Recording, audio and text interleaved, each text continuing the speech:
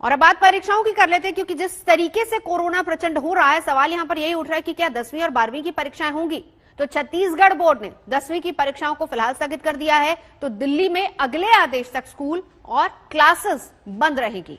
साथ ही practical exams भी अगले आदेश तक नहीं होंगे।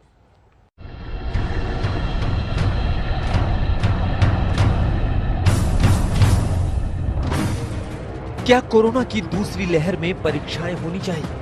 क्या कोरोना के बढ़ते मामलों के बीच छात्रों की जान जोखिम में डालनी चाहिए? क्या कोरोना की दूसरी लहर के बीच परीक्षाओं का दूसरा उपाय है? क्या सीबीएसई और सरकार को इस खतरे का अंदेशा नहीं था? कोरोना की दूसरी लहर जिस तरह से कहर बरपा रही है, रोजाना लाख के पार कोरोना केस जा रहे हैं। ऐसे में छात्रों और अभिभावकों की चिंताएं बढ़ गई हैं। अब 1 महीने से भी कम का समय बचा है। 4 मई से 10वीं और 12वीं सीबीएसई का इम्तिहान शुरू होना है और अचानक कोरोना ने ऐसी रफ्तार पकड़ी है कि बढ़ते केस का मीटर रुकने का नाम ही नहीं ले रहा है। ऐसे में छत्तीसगढ़ सरकार ने तो बड़ा फैसला कर लिया है। कोरोना विस्फोट के चलते 15 अप्रैल से शुरू होने वाली छत्तीसगढ़ बोर्ड की 10वीं की परीक्षाएं स्थगित कर दी गई हैं। कई जिलों में लॉकडाउन के चलते छत्तीसगढ़ में यह फैसला लिया गया है। कोविड के बढ़ते मामलों के चलते दिल्ली के सभी स्कूल, सभी क्लासेस अगले आदेश तक बंद किए जा चुके हैं। दिल्ली में प्रैक्टिकल एग्जाम भी अगले आदेश तक टाल दिए गए हैं। अब सवाल ये है कि क्या सीबीएसई बोर्ड भी 10वीं और 12वीं की परीक्षाओं पर कोई बड़ा फैसला लेगा?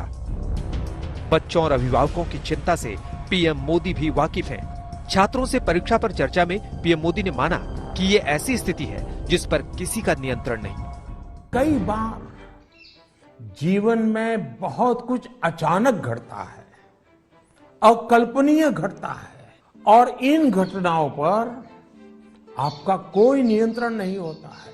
कोरोना में भी हम कह सकते हैं कि बच्चों का, युवाओं का जो नुकसान हुआ है वो बहुत बड़ा है।